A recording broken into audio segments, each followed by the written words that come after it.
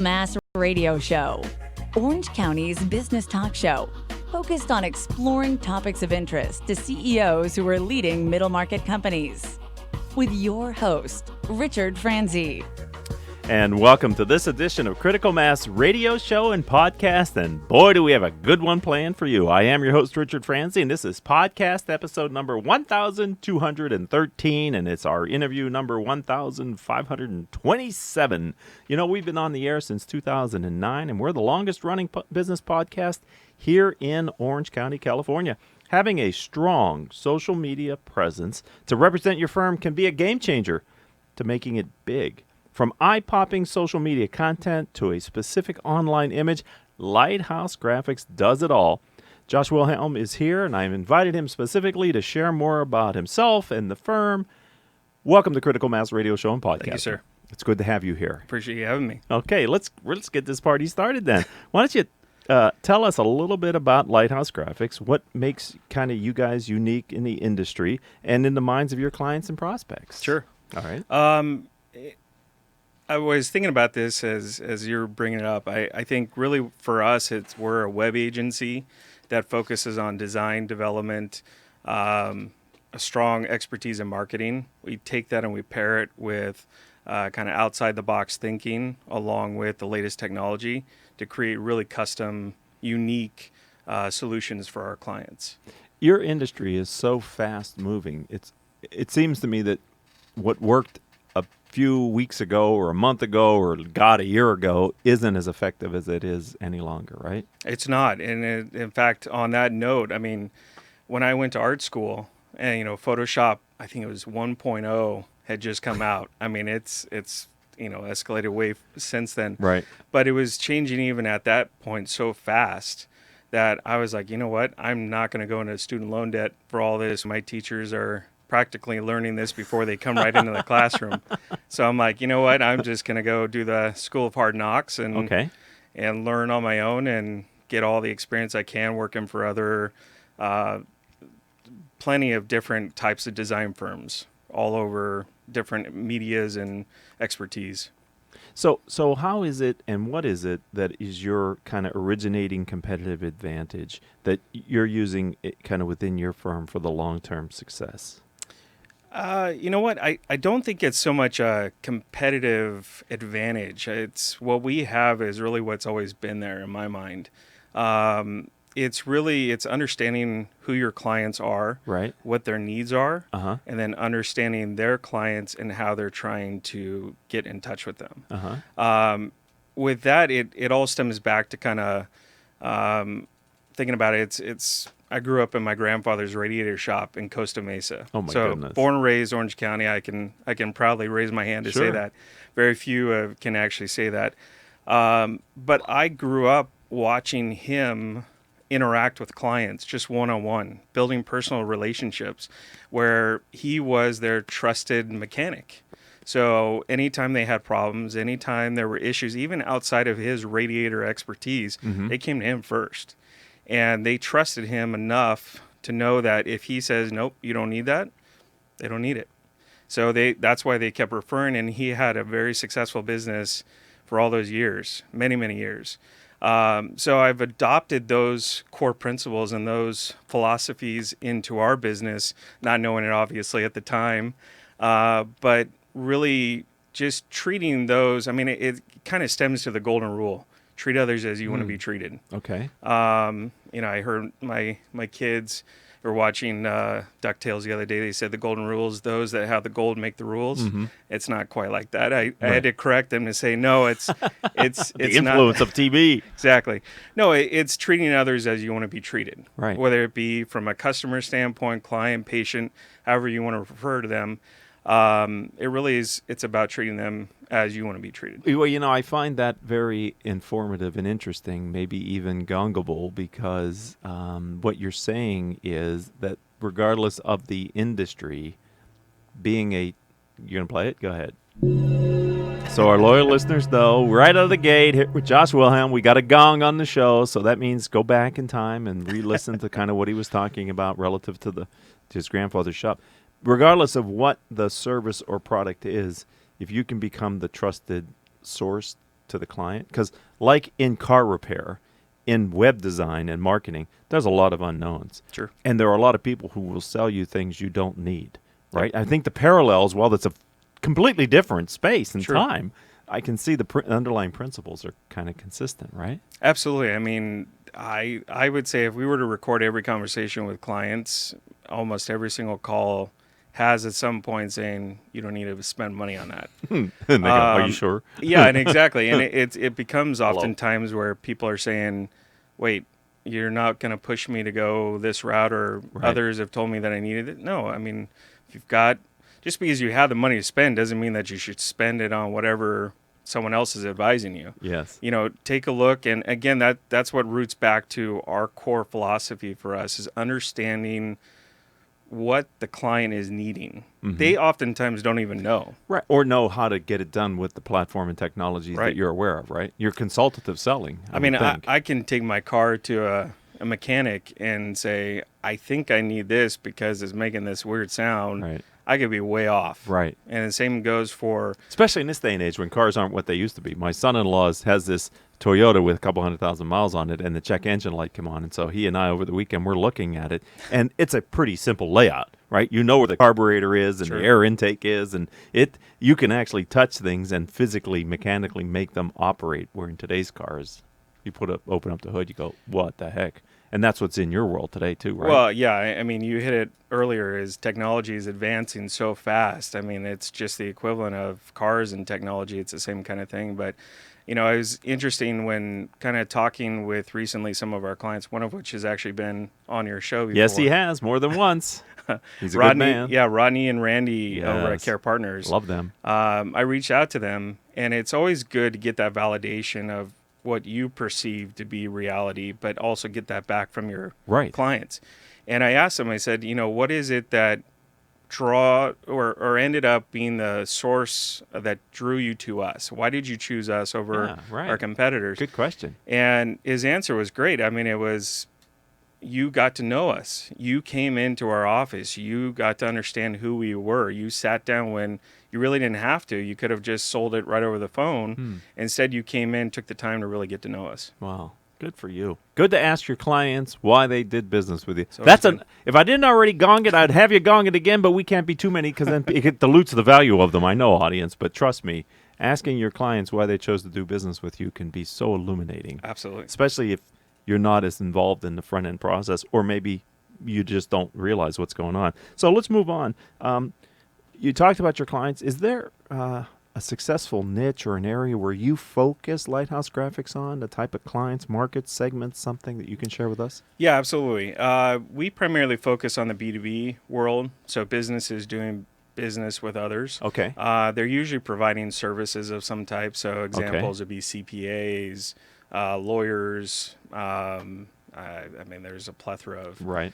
different services. You out know there. if you're out there, if you're one of them. Yes. Right. They usually they've been around for at least 10 years or more. Okay. So they have a healthy respect for, been there, done that. They tried Craigslist back in the day for finding a web person and got burned really bad from it. You're cringing. I'm sure it, Well, because I've heard stories where the web designer just ghosts them. yeah, just disappears.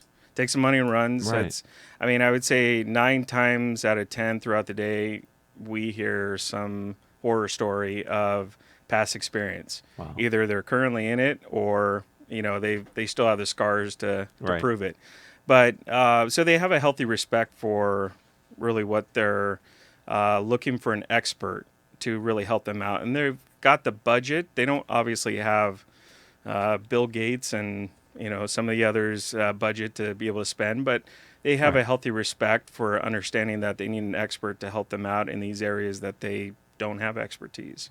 So it tends to be businesses that usually have an in-house person as their marketing team, Okay. if you will. Okay. Or they have a small team and they're just overrun with requests from everyone, which way, shape, or form, with the different departments, whether it be sales presentations or brochures or whatever it is. And oftentimes it's nowadays, especially digital age, it revolves around digital footprint out there for businesses. So that tends to be kind of our primary demographic of clients are within that realm. Did I hear you? Southern geographically, is it bound at all, or because of what you do and your setup? Do you cross the country? It's interesting. We have a lot of clients that originally reach out to us because of where we're located, and a lot of them within Orange County. Sure, it's a big market. And because of one of the sore spots, they've been burned by dealing with someone overseas, possibly. Okay. Just thinking they get a deal. Or getting a deal, or it was someone that was the brother of a sister of a someone that they know. Yeah, yes, I got my niece that can supposedly do it, and then but they're not living close by. I found, kind of jokingly, is clients want to have the satisfaction of being able to reach out and choke you if they need to. So we respect that. I mean, as many times as they've been burned in the past, Right. it's totally understandable. What we do is we really build not only for those clients. I mean, we deal with them nationwide, Okay. East Coast, West Coast, doesn't matter. But we take, because of the digital tools that we have at our disposal, we try and make that feeling that we're sitting right next to them when we're meeting with them.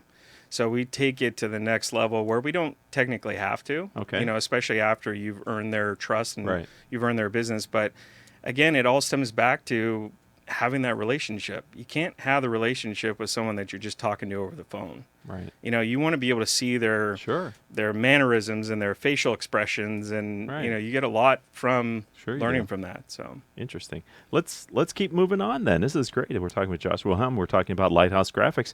I'd like you to think about a time, back in time, in your career where you failed at something. I know that's hard to imagine, but maybe there was this time, and that was an important thing to you. I'm kind of putting you on the spot, but can you think of explain a circumstance or an event where you share it with my audience where it was difficult at the time, but you learned a valuable lesson from the experience? yeah, as entrepreneur, small business owner, there's many recollection of mistakes, and Yeah. you trip and fall many of times. It's Right. it's part of being an entrepreneur. Okay. But thinking about it, for me, it really comes down to hiring. And what I mean by that is don't just rush into hiring people. Oftentimes, I think as small business owners, medium business owners, it really doesn't matter. There tends to be crises that you're trying to find the experts to help you out. Yes. And so you go rushing in oftentimes, and the mistakes I've made in the past have been rushing in and hiring the wrong people. It tended to be friends and family. One bit of kind of go-to advice I can always say is don't hire off of convenience. And what I mean by that is just because you have a friend or a family member that seems to have experience in the area that you need, you oftentimes will ignore the obvious red flags sometimes, or you'll ignore advice from those close to you to say, well, we don't want to hurt your feelings because you have a personal relationship with them, but I wouldn't hire them, And so you Is that really who you want to hire? Exactly. So you oftentimes are ignoring kind of the red alert, Right. danger Will Robinson kind of thing, and escape wherever you can. So, Because it's harder once they're in the company, right? yeah, and not only that, I mean, obviously for laws and everything else, it's difficult, and you Well, then also they're touching your customers, and it's your brand. But honestly, I think a good kind of rule of thumb is if you can't fire the person and continue on with the relationship with them, don't get in it. Wow. Don't do it. Right. It's one of those things that's like, don't find the person or don't find the job to fit the person. Mm-hmm. Do it the other way around. Find the best person that fits the job. Okay.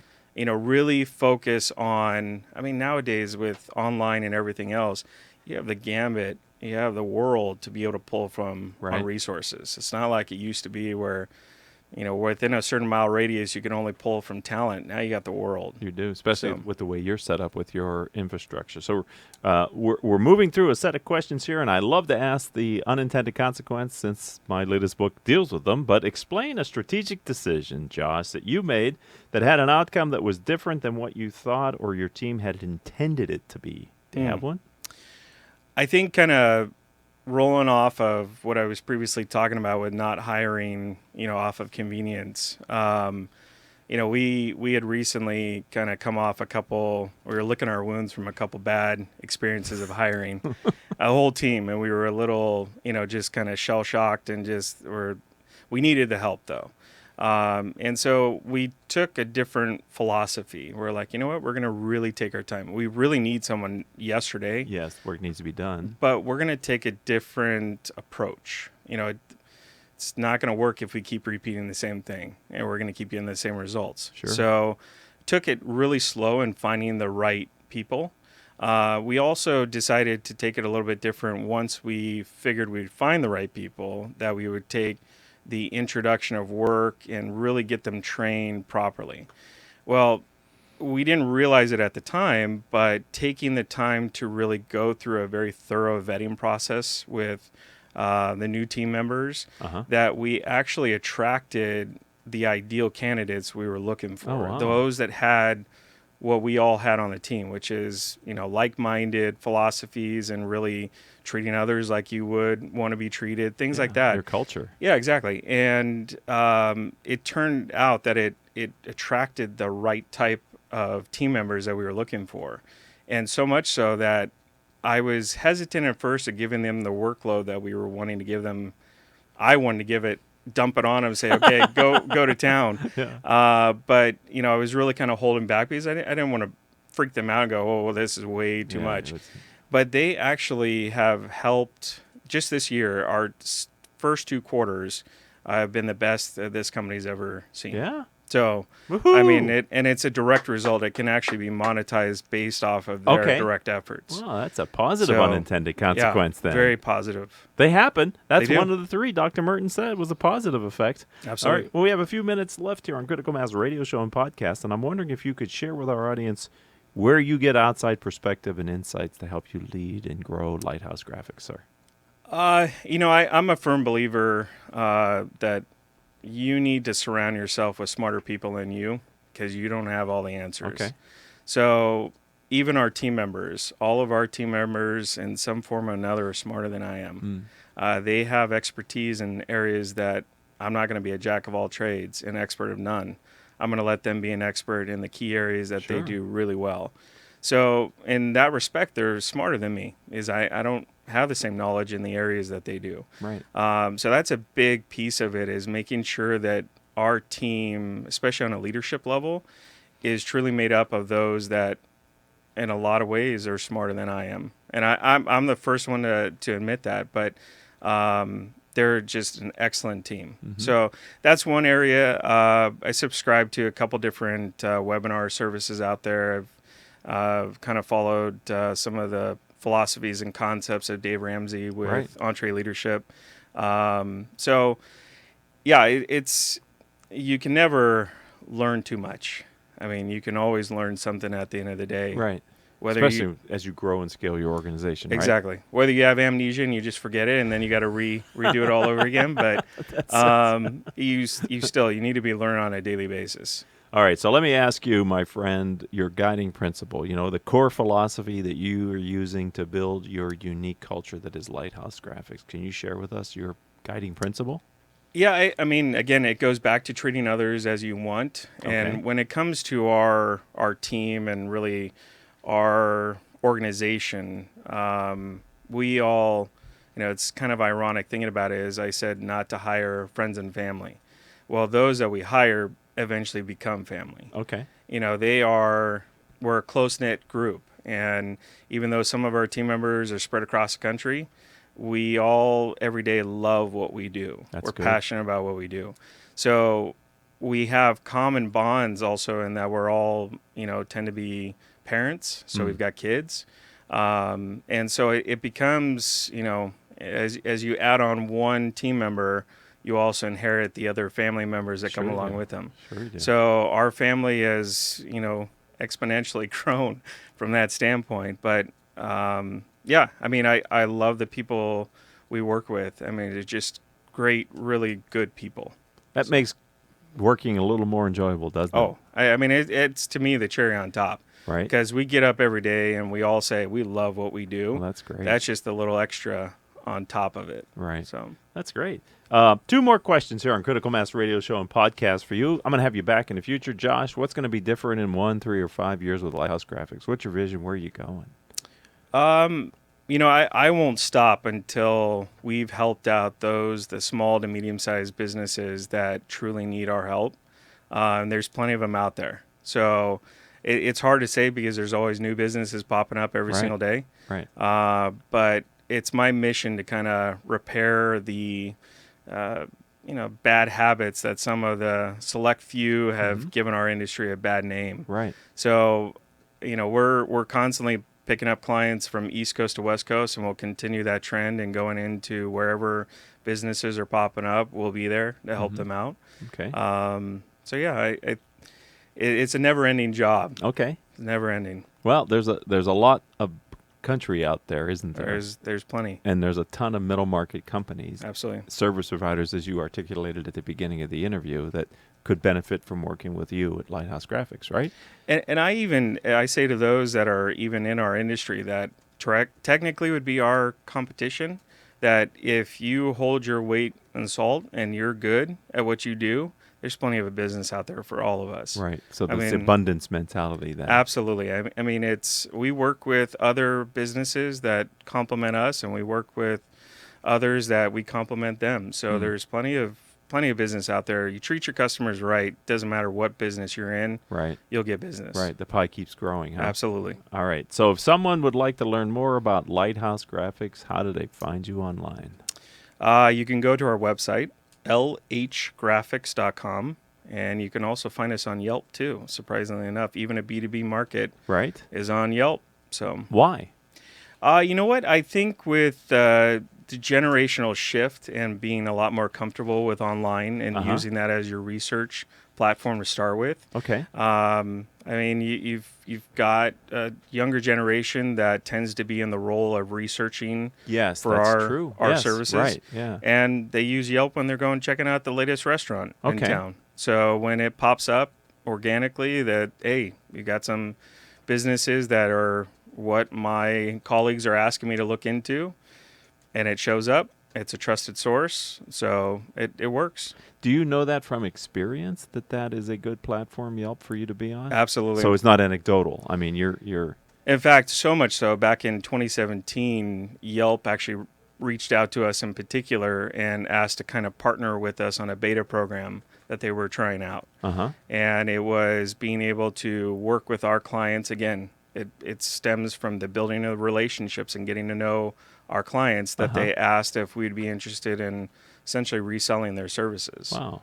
So they were realizing that the cold calling constantly for businesses was not a good business model. So maybe they need to augment that with some other things. Maybe need to change it up a little bit. So that's another teachable moment for high-end service providers such as yourself to consider positioning themselves on Yelp. Absolutely. Wow. Right there at the end of the show. So if you listened to the entire interview, you got a nugget, ladies and gentlemen, in addition to what we started out with. Well, I want to thank you for being a friend of the program, a part of the critical mass community, and sharing just a little bit about you and what makes Lighthouse Graphics special. My pleasure. Thank you for having me. I mean, it was a pleasant experience. Yeah, it's been fun, right? Yeah, absolutely. I told you, ladies and gentlemen, this was going to be a good interview, and I'd like to thank our engineer, Paul Roberts, who stayed in the studio and ran the board the whole time, and our three producers without whom I could not do this show each week, Joan Park, Crystal Nunley, and our newest producer, Nicole Terry. If you'd like to connect with me, I'd ask we start on LinkedIn. I'm Richard Franzi, Franzi. Until the next show, I hope all of your business decisions will move your company in a positive direction. You have been listening to Critical Mass Radio Show Business Talk Show, focused on exploring topics of interest to CEOs who are leading middle market companies. With your host, Richard Franzi.